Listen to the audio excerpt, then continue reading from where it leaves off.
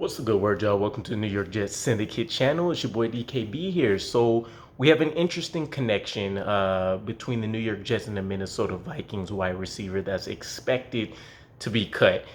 In Jalen Reagor, former first-round pick, picked number 21 in the 2020 draft class, which coincides with when we decided to select Zach Wilson 2 years into Joe Douglas's tenure, technically his first realistic draft after being paired with Robert Saleh, right? So I feel like Joe Douglas would have somewhat of a strong familiarity.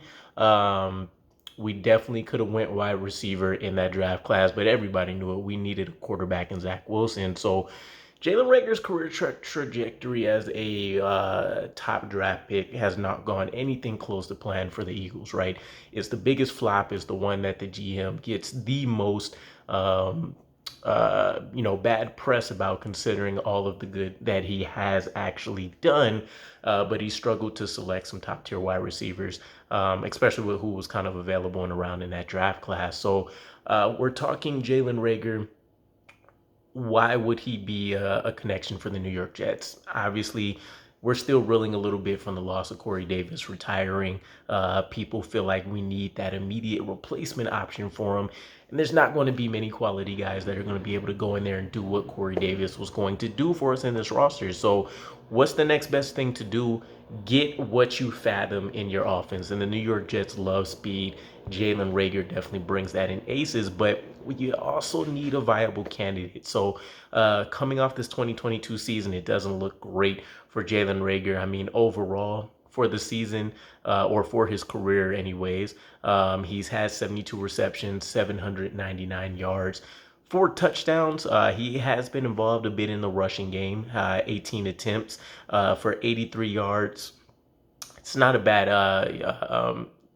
clip considering what he's doing. Just not a huge big play threat, right?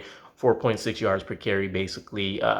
He has been able to do a decent job, though. 6 of those 18 attempts going for first downs. And he has a reasonably cheap contract for us, for a guy that's trying to rehabilitate his career. So you're talking about two different options. When and if he gets cut, you're looking at potentially trying to claim him on waivers. Or if you don't want to have to risk the option of losing out a guy like that, if you trust in his ability to come in here and produce, you can go out and trade for him in a Denzel Mims type trade where we offer a conditional sixth or seventh, which isn't crazy because I think he went for a conditional fourth or a fifth and a seventh round pick, I think, when the Vikings took him from the Eagles. And he has a $2.5 million contract for the year. So the New York Jets can risk trying to pick him up, do what they want to do on their own terms, or they can go out and trade and try to secure this guy early. I would prefer to see us try to get him via claims. There's going to be plenty of other guys. I'm not a big fan of a lot of the names that have been thrown out there so far, just because I prefer another boundary type receiver. So if we're going to go this route, we might as well try to actually look into a guy like Hunter Renfrow.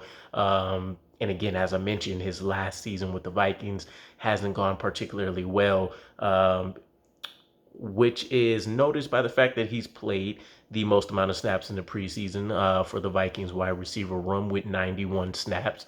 You're also talking about a guy that's played 7% of the snaps as a whole on the offense last year and essentially ended up being a healthy scratch, I believe, and a core special teamer when he was called up pretty often. So I don't feel particularly great about this particular link between the New York Jets and potential options, but you can definitely do a lot worse than a guy with a high draft pedigree that just hasn't been able to figure out the NFL game yet. And maybe it could still happen, right? We're talking 2020 draft, so it's still early in his career.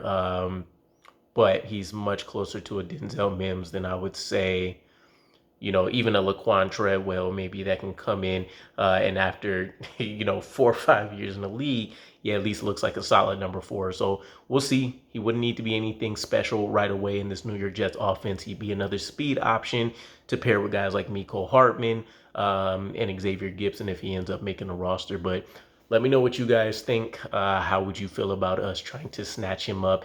And which way would you prefer it to be done, by waiver claim, or would you go out there and try to secure him via trade? And I'll catch you guys again. Peace.